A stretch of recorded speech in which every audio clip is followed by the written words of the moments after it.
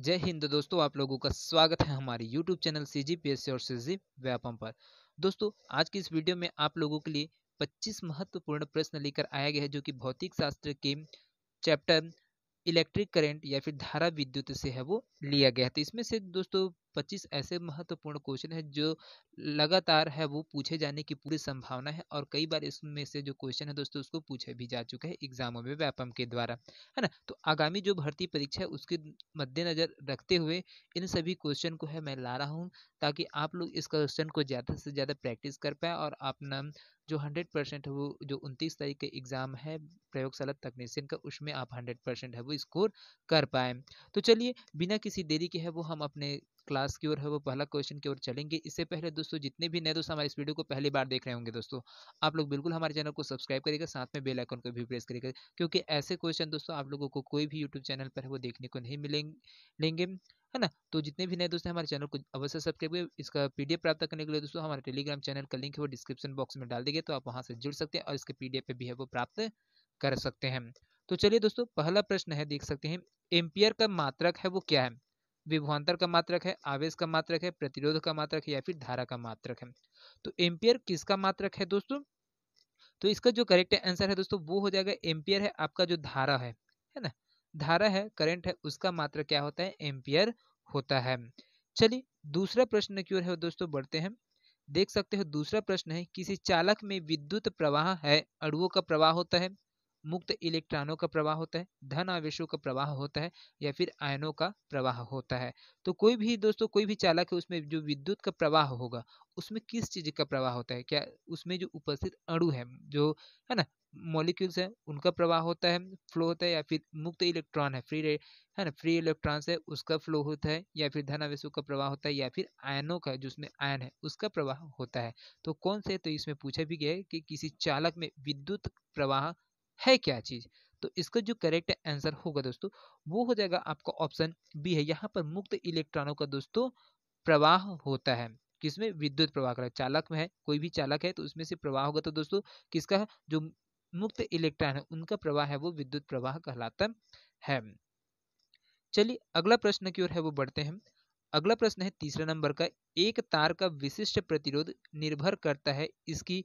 तो जो तार का विशिष्ट प्रतिरोध है दोस्तों वो किस पर निर्भर करता है?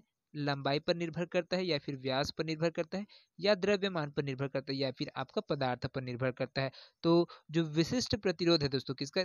एक तार है उसका जो विशिष्ट प्रतिरोध है दोस्तों वो है आपका ऑप्शन डी है वो बिल्कुल सही हो जाएगा, पदार्थ पर है वो निर्भर करता है दोस्तों, है ना। कोई भी विशिष्ट प्रतिरोध है तो किस पर निर्भर करेगा? पदार्थ पर है वो निर्भर करता है। चलिए अगला क्वेश्चन की ओर है वो बढ़ते हैं। अगला क्वेश्चन है दोस्तों, कुछ पदार्थ बहुत कम ताप पर अपनी प्रतिरोधकता खो देते हैं, ऐसे पदार्थ को क्या कहते हैं? अच्छे चालक बोला जाता है, अर्धचालक बोला जाता है, अति चालक बोला जाता है, या फिर परावैद्युत बोला जाता है। तो क्या चीज बोला जाता है दोस्तों? क्या चीज है? क्वेश्चन देख लीजिए एक बार फिर से। कुछ पदार्थ बहुत कम ताप पर अपनी प्रतिरोधकता खो देते हैं, तो ऐसे पदार्थों को क्या कहा जाता है? बहुत कम मात्रा में कम ताप रहने पर भी दोस्तों वो अपने क्या है, जो आपका प्रतिरोधक उसका प्रतिरोधकता है उसको खो देता है ना। तो ऐसे जो पदार्थ है उसको किस नाम से है वो जाना जाता है? तो इसका जो करेक्ट आंसर होगा दोस्तों वो हो जाएगा अति चालक के नाम से है दोस्तों जाना जाता है। चलिए अगला प्रश्न की ओर वो बढ़ते हैं। अगला प्रश्न है दोस्तों बहुत ही इंपॉर्टेंट क्वेश्चन है। एक आर प्रतिरोध वाले तांबे के तार को 10 बराबर लंबाई के टुकड़ों में काटकर दो दो टुकड़ों को श्रेणी क्रम में जोड़कर पांचों जोड़ों को समांतर क्रम में जोड़ा जाता है। तो इस संयोजन क्रम का जो प्रतिरोध होगा वो क्या होगा दोस्तों? तो यहाँ पर देख सकते हैं दोस्तों दो चीज बोला गया है। देखिए जो आर रेसिस्टेंस है उसका तांबा का तार है, उसको 10 बराबर लंबाई में है ना उसके टुकड़ों में काटना है, और उसको दो दो टुकड़ों को है वो श्रेणी क्रम में पहले जोड़ना है दोस्तों। सबसे पहले क्या है? श्रेणी क्रम में जोड़ना है, फिर जोड़कर उसको पांचों जोड़ है दोस्तों उसको समांतर क्रम में जोड़ा जाना है, तब उसका जो नया संयोजन प्रतिरोध बनेगा उसको है वो बनाना है। तो जो नया संयोजन प्रतिरोध बनेगा दोस्तों वो क्या कहलाएगा? तो इसका जो करेक्ट आंसर होगा दोस्तों वो जो R/25 है वो कहलाएगा, है ना। आपका ऑप्शन डी है वो बिल्कुल करेक्ट हो जाएगा, क्योंकि पहले श्रेणी क्रम में जोड़ेंगे फिर समांतर क्रम में जोड़ेंगे, है ना, और फिर उसका जो नया कॉम्बिनेशन बनेगा वो चीज है वो आएगा। चलिए अगला प्रश्न है, देख सकते हैं यहाँ पर छठा नंबर का क्वेश्चन है, चित्र में विभवांतर V और धारा I के बीच किसी चालक के दो ताप T1 और T2 पर ग्राफ दिखाए गए हैं, तो T1 और T2 में संबंध क्या होगा। तो यहाँ पर देख सकते हो दोस्तों, यहाँ पर क्या है, जो विभवांतर V है और धारा I है दोस्तों, इनके बीच में जो चालक है, तो दोनों ताप है, दोनों ताप है क्या है, T1 और T2 के ग्राफ है वो दिखाया गया है, ये देख सकते हैं। और उसमें आपको T1 और T2 में जो संबंध है ना, ताप है उसमें T1 और T2 का जो संबंध है उसको आपको दिखाना है। तो ये देख सकते हैं, इसका जो कैप्स T1 और T2 है, दोनों ताप के मात्रक है, तो इसमें कौन सा संबंध है वो आएगा दोस्तों, विभवांतर V है और आपका धारा I है, तो दोनों के बीच में जो ताप है उसका डिफरेंस निकलेगा, तो उनके बीच में जो कॉम्बिनेशन बनेगा दोस्तों वो क्या बनेगा, उसको आपको बताते हुए चलना है।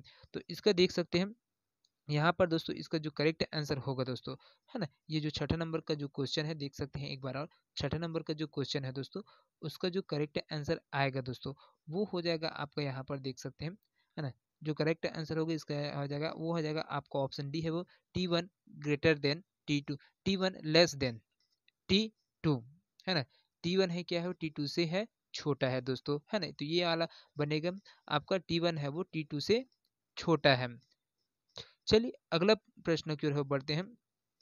अगला प्रश्न है, कथन, कौन सा कथन है वो असत्य है उसको देखना है, जो गलत कथन है दोस्तों उसको देखना है।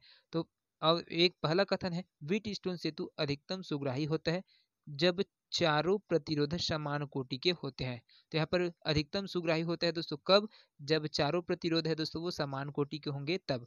दूसरा बताया गया है, संतुलित व्हीटस्टोन सेतु में धारा मापी और सेल का स्थान आपस में बदल देने पर सेतु का संतुलन प्रभावित हो जाता है। उसके बाद दिया है दोस्तों, यहाँ पर देख सकते हैं हम, तीसरा है, चिर ए, चिर किरचॉफ का प्रथम नियम विद्युत परिपथ में किसी संधि पर मिलने वाले धातुओं के लिए आवेश संरक्षण को दर्शाता है। और चौथा वाला जो क्वेश्चन है दोस्तों, यहाँ पर स्टेटमेंट है वो देखिए, धारा नियंत्रक को विभव विभाजक के रूप में प्रयुक्त किया जा सकता है। तो कौन सा स्टेटमेंट है दोस्तों जो चारों में से गलत है, तो यहाँ पर देख सकते हैं, जो पहला स्टेटमेंट है, दूसरा स्टेटमेंट है और तीसरा स्टेटमेंट और चौथा स्टेटमेंट है। तो यहाँ पर कौन सा वाला है दोस्तों जो बिल्कुल गलत है वो हो जाएगा, तो वो हो जाएगा दोस्तों आपका ऑप्शन बी है वो बिल्कुल गलत है दोस्तों। यहाँ पर असत्य कथन है वो बताया गया, क्योंकि व्हीटस्टोन सेतु के बारे में, है ना, क्योंकि संतुलित व्हीटस्टोन सेतु में जो धारा मापी और सेल का जो स्थान आपस में बदल देने पर सेतु का संतुलन प्रभावित हो जाता है करके बोला गया। तो ये वाला स्टेटमेंट है दोस्तों वो बिल्कुल असत्य है, बाकी आपका सभी जो कथन है वो बिल्कुल सही है। चलिए अगला क्वेश्चन की ओर है बढ़ते हैं दोस्तों। व्हीटस्टोन सेतु है, व्हीटस्टोन सेतु में बैटरी को बी और डी के बीच में तथा धारामापी को ए और सी के बीच में जोड़ा जाता है। संतुलन की स्थिति में निम्न बिंदु के बीच जो विभवांतर होगा दोस्तों वो शून्य होगा। तो कब होगा, कौन से बिंदुओं के बीच में होगा, बी और डी के मध्य में, ए और सी के मध्य में, ए और डी के मध्य में, या फिर बी और सी के मध्य में। तो कौन सी स्थिति है दोस्तों जिसमें आपका व्हीटस्टोन सेतु में जो बैटरी है ना, तो उनका जो विभवांतर होगा वो शून्य होगा। तो किस स्थिति में होगा दोस्तों, तो इसका जो करेक्ट आंसर आएगा दोस्तों वो हो जाएगा आपका ऑप्शन ए और सी वाले बिंदु है, दोनों के बीच में जो संतुलन बनेगा दोनों जोड़ा के बीच में, तब यहाँ पर जो विभवांतर है दोस्तों वो शून्य होगा। चलिए अगला प्रश्न की ओर है वो बढ़ते हैं। अगला प्रश्न है दोस्तों, यहाँ पर देख सकते हैं, किरचॉफ के प्रथम नियम एवं द्वितीय नियम क्रमशः क्या प्रदर्शित करते हैं। आवेश एवं द्रव्यमान संरक्षण के नियमों को, आवेश एवं ऊर्जा संरक्षण के नियमों को, द्रव्यमान और ऊर्जा संरक्षण के नियमों को, या फिर इनमें से कोई नहीं। तो किरचॉफ का जो प्रथम नियम है दोस्तों और द्वितीय नियम है वो किस चीज को प्रदर्शित करते हैं। तो इसका जो करेक्ट आंसर होगा दोस्तों वो हो जाएगा आपका ऑप्शन बी है वो बिल्कुल सही हो जाएगा दोस्तों। आवेश एवं ऊर्जा संरक्षण के नियमों को दोस्तों यहाँ पर है प्रथम और द्वितीय नियम है वो क्या करते हैं, प्रदर्शित करते हैं। तो कौन सा नियम, किरचॉफ का प्रथम नियम और जो द्वितीय नियम है वो प्रदर्शित करते हैं किसका, आवेश और ऊर्जा संरक्षण के नियमों को है वो प्रदर्शित करते हैं। चलिए अगला प्रश्न की ओर है वो बढ़ते हैं। अगला प्रश्न है, व्हीटस्टोन सेतु पर आधारित उपकरण नहीं है। विभव मापी, मीटर सेतु, पोस्ट ऑफिस बॉक्स, या फिर कैरी फॉस्टर सेतु। तो यहाँ पर व्हीटस्टोन सेतु पर आधारित उपकरण नहीं है दोस्तों, तो वो कौन सा चीज है वो नहीं है।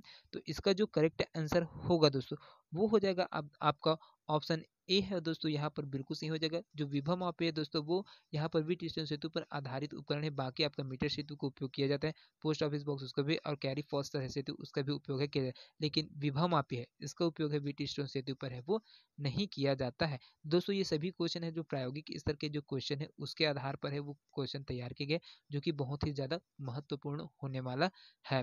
तो देख सकते हैं 11वां नंबर का क्वेश्चन है, ओमीय प्रतिरोध क्या है दोस्तों? संधि डायोड है, प्रकाश उत्सर्जक डायोड है, या फिर ट्रांजिस्टर है, या फिर तांबे का तार है। तो ये क्या है दोस्तों? ओमीय प्रतिरोध एक प्रकार से है क्या चीज, किस चीज का ये प्रतिरोध है ना? ओमीय प्रतिरोध है वो किस प्रकार का है? तो इसका जो करेक्ट आंसर होगा दोस्तों वो हो जाएगा आपके तांबे के तार का जो प्रतिरोध है दोस्तों, है ना। यहाँ पर देख सकते हो आपका ऑप्शन डी है वो बिल्कुल सही हो जाएगा। तांबे का तार का प्रतिरोध दोस्तों यहाँ पर ओम प्रतिरोध होता है ना। चलिए अगला प्रश्न की ओर है वो बढ़ते हैं। अगला प्रश्न है दोस्तों, यहाँ पर देख सकते हैं अतिचालक पदार्थ की चालकता होती है, अनंत होती है, बहुत अधिक होती है, बहुत कम होती है, या फिर शून्य होती है। तो यहाँ पर अतिचालक पदार्थ है दोस्तों उसकी जो चालकता होती है वो कैसी होती है? तो इसका जो करेक्ट आंसर है दोस्तों वो हो जाएगा आपका ऑप्शन ए है वो बिल्कुल सही हो जाएगा। यहाँ पर जो पदार्थ की चालकता होती है दोस्तों वो अनंत होती है, किसमें? अतिचालक पदार्थ की जो चालकता है वो अनंत होती है। चलिए अगला प्रश्न की ओर है वो बढ़ते हैं। अगला प्रश्न है दोस्तों, विशिष्ट प्रतिरोध का मात्रक क्या चीज है? ओम है, ओम मीटर है, ओम -1 है, या फिर ओम मीटर -1 है। तो विशिष्ट प्रतिरोध का जो मात्रक है दोस्तों वो क्या हो जाएगा? तो इसका जो करेक्ट आंसर है दोस्तों वो हो जाएगा आपका ऑप्शन सी बिल्कुल सही हो जाएगा, ओम -1 है ना। ये जो ओम -1 है ऐसे निरूपित कहते हैं ओम को इस तरह से, है ना। तो ओम -1 है क्या हो जाएगा? विशिष्ट प्रतिरोध का मात्रक कहलाता है दोस्तों। चलिए अगला प्रश्न की ओर है वो बढ़ते हैं। अगला प्रश्न है, इलेक्ट्रॉन की किस अभिलक्षण द्वारा चालक में प्रवाहित धारा का मान ज्ञात करते हैं? केवल अनुगमन वेग द्वारा, केवल ऊष्मीय वेग द्वारा, अनुगमन एवं ऊष्मीय वेग दोनों वेग द्वारा, या फिर इनमें से कोई? तो किस मेथड के द्वारा दोस्तों यहाँ पर है ना, है ना, कौन से लक्षण है उसके द्वारा चालक में प्रवाहित जो धारा का मान है उसको ज्ञात किया जाता है? तो इसका जो करेक्ट आंसर है दोस्तों वो क्या हो जाएगा? तो यहाँ पर दोस्तों ये आपका ऑप्शन ए है बिल्कुल सही हो जाएगा, केवल अनुगमन वेग के द्वारा है दोस्तों ये क्या है आपका मान है वो ज्ञात कर पाते हैं, किसमें? प्रवाहित धारा का मान है वो ज्ञात करेंगे कब? जो इलेक्ट्रॉन के लक्षण के आधार पर। चलिए अगला प्रश्न की ओर है वो बढ़ते हैं। अगला प्रश्न है दोस्तों, विद्युत सेल का स्रोत क्या है? इलेक्ट्रॉनों का स्रोत है, विद्युत ऊर्जा का स्रोत है, विद्युत आवेश का, या फिर विद्युत धारा का? तो यहाँ पर विद्युत सेल किसका स्रोत होता है दोस्तों? विद्युत सेल से किसको निकाला जाता है? इलेक्ट्रॉन निकलते हैं, या फिर विद्युत ऊर्जा प्रवाहित होती है, या फिर विद्युत का आवेश प्रवाहित होता है, या फिर विद्युत धारा प्रवाहित होती है? तो यहाँ पर इसका जो करेक्ट आंसर है दोस्तों वो हो जाएगा आपका ऑप्शन बी है वो बिल्कुल सही हो जाएगा दोस्तों, विद्युत ऊर्जा है। विद्युत स्रोत से दोस्तों विद्युत ऊर्जा का प्रवाह है वो होता है। चलिए अगला प्रश्न है उसको देखते हैं।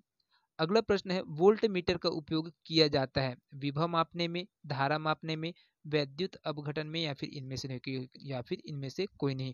तो यहाँ पर देख सकते हैं दोस्तों जो आपका वोल्ट मीटर है ना, वोल्ट मीटर होता है, अमीटर होता है, ये सब चीज का उपयोग किस में किया जाता है? ये सब क्वेश्चन को याद रखना है दोस्तों, बहुत ही इंपॉर्टेंट है। तो वोल्ट मीटर का उपयोग किया जाता है दोस्तों किस में किया जाता है? तो इसका जो करेक्ट आंसर होगा दोस्तों वो हो जाएगा आपका ऑप्शन सी है दोस्तों, वो बिल्कुल सही हो जाएगा। है ना, जो 16 नंबर का क्वेश्चन है, वोल्ट मीटर का उपयोग किस में किया जाता है? तो वैद्युत अपघटन में दोस्तों वोल्ट मीटर का उपयोग है वो किया जाता है। चलिए अगला प्रश्न की ओर है वो बढ़ते हैं। अगला प्रश्न है, आर आंतरिक प्रतिरोध वाले एक सेल का विद्युत वाहक बल इप्सिलॉन वोल्ट है। जब उसके सिरों के बीच आर प्रतिरोध जोड़ा जाता है तो उसका टर्मिनल वोल्टेज कितना होगा? 2 इप्सिलॉन होगा, इप्सिलॉन होगा, इप्सिलॉन बटे 2 होगा, या फिर आपका इप्सिलॉन बटे 4 होगा? तो कौन सा वाला जो आंसर है दोस्तों वो जो बिल्कुल सही हो जाएगा, यहाँ पर जो टर्मिनल वोल्टेज है वो क्या होगा? कब, कौन सी स्थिति में? आर आंतरिक प्रतिरोध वाले सेल है उसमें जब विद्युत वाहक बल है वो वोल्ट है, तो उसके सिरों के बीच में आर प्रतिरोध है वो फिर से जोड़ा जाता है, तो उसका जो टर्मिनल वोल्टेज होगा दोस्तों वो हो जाएगा आपका इप्सिलॉन बटे 2 है, इसका टर्मिनल वोल्टेज है वो अंकित किया जाएगा। चलिए अगला प्रश्न की ओर है वो देखते हैं। अगला प्रश्न है, किसी सेल का आंतरिक प्रतिरोध किस पर निर्भर करता है? प्लेटों के क्षेत्रफल पर, प्लेटों के मध्य दूरी पर, विद्युत अपघट्य की सांद्रता पर या फिर उपयुक्त सभी पर। तो कोई भी है दोस्तों, कोई भी सेल है ना, उसका जो आंतरिक प्रतिरोध है दोस्तों वो किसके ऊपर डिपेंड रहता है, किसके ऊपर निर्भर करता है। तो इसका जो करेक्ट आंसर होगा दोस्तों वो हो जाएगा आपका ऑप्शन डी है, वो बिल्कुल सही हो जाएगा दोस्तों। प्लेटों के क्षेत्रफल पर निर्भर रहता है, प्लेट के मध्य दूरी पर निर्भर रहता है, उस प्लेट अपघट्य की सांद्रता पर निर्भर रहता है। इस प्रकार से यहाँ पर आपका ऑप्शन डी है वो बिल्कुल सही हो जाएगा, उपयुक्त सभी पर। चलिए अगला क्वेश्चन की ओर है दोस्तों बढ़ते हैं। अगला दोस्तों दो बैटरी जिनका विद्युत वाहक बल इप्सिलॉन 1 व इप्सिलॉन 2 है, इप्सिलॉन 2 से छोटा इप्सिलॉन 1 एवं इनके आंतरिक प्रतिरोध क्रमशः R1 व R2 को निम्न चित्र अनुसार समांतर क्रम में समायोजित किया गया है दोस्तों। तो यहाँ पर देख सकते हैं जो है आपका चित्र दिया गया है ना। यहाँ पर 19वां नंबर का क्वेश्चन है, इसमें देख सकते हैं इप्सिलॉन 1 दिया है, इप्सिलॉन 2 है, यहाँ पर R1 दिया है और इप्सिलॉन 2 दिया है, यहाँ पर बैटरी के रूप में लगाया। और ए और ये बी है दोस्तों आपका परिपथ है ना। इधर से ऐसे हुए चलते हुए जा रहा है, फिर आ रहा है, फिर ऐसे है वो क्रम है वो चलता जा रहा है, ये फ्लो है करंट है वो हो रहा है। तो यहाँ पर इसको बताना है आपका, है ना। तो जो करेक्ट होगा तो कोई भी दो बैटरी लगाया गया है दोस्तों, इसमें जो आपका विद्युत वाहक बल कौन सा है, E1 और E2 है ना, सॉरी E2, इप्सिलॉन 1 और इप्सिलॉन 2 है, ये आपका क्या है, विद्युत वाहक बल है। और इसमें दोस्तों E2 से छोटा E1 है दोस्तों, जो E2 से छोटा है वो E1 है दोस्तों। और साथ में इनका जो आंतरिक प्रतिरोध है उसके रूप में आपका R1 और R2 है, इसको लगाया गया है ना। तो इसमें जो समांतर क्रम में हम जोड़ेंगे दोस्तों, इसको जैसे ही समांतर क्रम में जोड़ेंगे तो इसका जो करेक्ट आंसर है दोस्तों वो क्या आएगा, इसको देख सकते हैं यहाँ पर ऑप्शन दिया गया है, उसके आधार पर बताते चलना है आपको। E1 व E2 के मध्य समतुल्य विद्युत वाहक बल इप्सिलॉन इस प्रकार होगा, E1 ग्रेटर देन इप्सिलॉन और इप्सिलॉन ग्रेटर देन से इप्सिलॉन 2 है वो हो जाएगा, और epsilon greater than epsilon 1। Option C में दिया है इप्सिलॉन बराबर इप्सिलॉन 1 प्लस इप्सिलॉन 2 हमेशा, या फिर इप्सिलॉन का मान आंतरिक प्रतिरोध से स्वतंत्र है। तो कौन सा वाला ऑप्शन है दोस्तों वो जो करेक्ट हो जाएगा इसका, तो इसका जो करेक्ट आंसर है दोस्तों वो हो जाएगा आपका ऑप्शन ए है, बिल्कुल सही हो जाएगा। इप्सिलॉन 1 व इप्सिलॉन 2 के मध्य जो समतुल्य विद्युत वाहक बल इप्सिलॉन है वो इस प्रकार से होगा, इप्सिलॉन 1 ग्रेटर देन इप्सिलॉन 2। इससे बड़ा ये है, इससे बड़ा ये है दोस्तों, ये छोटा है उसके बाद बड़ा है फिर बड़ा है, ये इसका क्रम इस प्रकार से होगा। चलिए अगला प्रश्न की ओर है वो बढ़ते हैं। 20वां नंबर का जो क्वेश्चन है उसको देखते हैं। कार की लेड एसिटेड बैटरी का विद्युत वाहक बल 12 वोल्ट है। यदि बैटरी का आंतरिक प्रतिरोध 0.5 ओम हो तो बैटरी द्वारा प्राप्त अधिकतम धारा का मान है वो कितना होगा, 30 ए होगा, 20 ए होगा, या फिर 6 ए होगा, या फिर 24 ए होगा। तो यहाँ पर देख सकते हैं दोस्तों जो बैटरी द्वारा प्राप्त अधिकतम जो धारा का मान है दोस्तों वो कितना होगा, कौन सी स्थिति में, लेड एसिड बैटरी है दोस्तों, है ना, किसका, कार का जो बैटरी है उसमें लेड एसिड बैटरी है, उसका जो विद्युत वाहक बल है वो 12 वोल्ट है वो दिया गया है, साथ में इनका जो आंतरिक प्रतिरोध है 0.5 ओम है वो दिया गया है। तो यहाँ पर जो धारा का अधिकतम मान है उसको ज्ञात करना है। तो जैसे ही हम इसको मान रखेंगे दोस्तों इसको इस फार्मूले के आधार पर, तो इसमें जो करेक्ट आंसर बनेगा वो हो जाएगा आपका ऑप्शन डी है वो बिल्कुल सही हो जाएगा, 24 ए है वो बिल्कुल सही आ जाएगा। चलिए अगला क्वेश्चन की ओर है दोस्तों बढ़ते हैं। अगला क्वेश्चन है विभव प्रवणता का एस आई मात्रक क्या है, ओम मीटर, वोल्ट बटे मीटर, या फिर ओम बटे मीटर। तो यहाँ पर क्या हो जाएगा दोस्तों, जो विभव प्रवणता है उसका जो एस आई मात्रक है दोस्तों वो हो जाएगा आपका ऑप्शन सी है दोस्तों, वो बिल्कुल सही हो जाएगा। यहाँ पर वोल्ट बटे मीटर है दोस्तों आपका विभव प्रवणता का मात्रक कहलाता है। चलिए अगला प्रश्न की ओर है वो बढ़ते हैं। अगला प्रश्न है संतुलन स्थिति में विभव मापी का प्रतिरोध होता है अनंत पर, शून्य पर, अल्प पर, या फिर उच्च पर होता है। तो किस स्थिति में होता है दोस्तों, संतुलन की स्थिति में जो विभव मापी का जो प्रतिरोध होता है दोस्तों वो कौन सा होता है, तो इसका जो करेक्ट आंसर है दोस्तों वो हो जाएगा अनंत पर है वो होता है। चलिए अगला क्वेश्चन है उसको देखते हैं। अगला क्वेश्चन है विभव मापी की सुग्राहिता बढ़ जाती है सेल की विद्युत वाहक बल को बढ़ाने से, विद्युत मापी के तार की लंबाई को बढ़ाने से, विभव मापी के तार की लंबाई को कम करने से, या फिर उपयुक्त में से कोई नहीं। तो किस अवस्था में दोस्तों आपका विभव मापी की जो सुग्राहिता है वो बढ़ जाती है दोस्तों? तो इसका जो करेक्ट आंसर होगा दोस्तों वो क्या हो जाएगा? तो आपका ऑप्शन बी है वो बिल्कुल सही होगा। जो सुग्राहिता है बढ़ती है विभव मापी के तार की जो लंबाई को बढ़ाने से उसकी जो सुग्राहिता है दोस्तों वो बढ़ जाती है। चलिए अगला क्वेश्चन की ओर है वो बढ़ते हैं। अगला क्वेश्चन है दोस्तों, विभव मापी द्वारा दो सेल के विद्युत वाहक बलों की तुलना करने हेतु एक मानक सेल द्वारा तारों में विभव प्रवणता उत्पन्न की जाती है।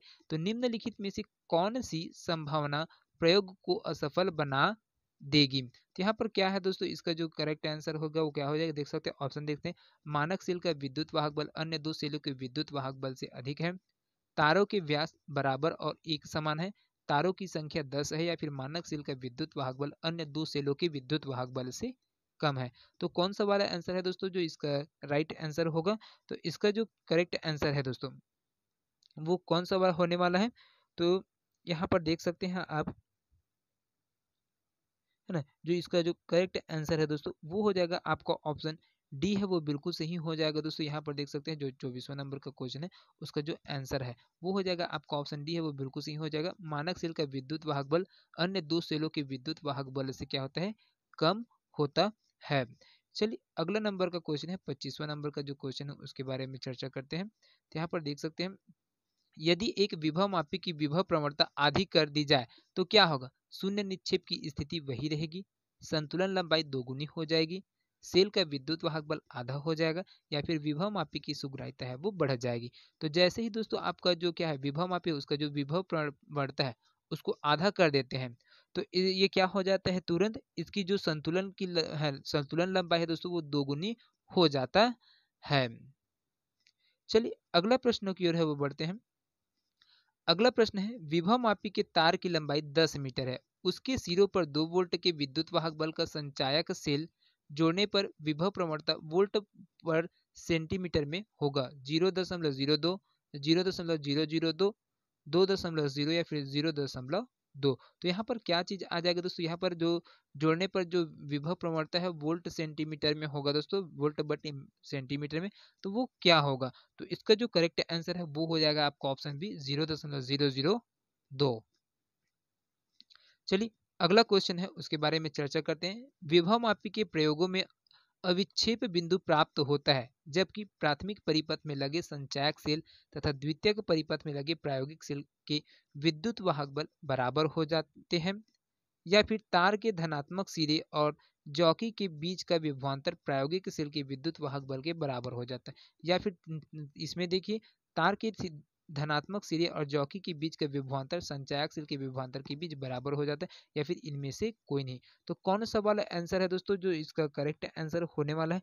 तो इसका जो करेक्ट आंसर होगा दोस्तों वो हो जाएगा आपका ऑप्शन बी है वो बिल्कुल सही हो जाएगा। तार के जो धनात्मक सिरे हैं और जॉकी के बीच का जो विभवांतर है वो प्रायोगिक सेल के विद्युत वाहक बल के है वो क्या होता है? बराबर हो जाता है। तो किस स्थिति में दोस्तों? विभव मापी के प्रयोग में जो अविक्षेप बिंदु है वो प्राप्त होता है। कब?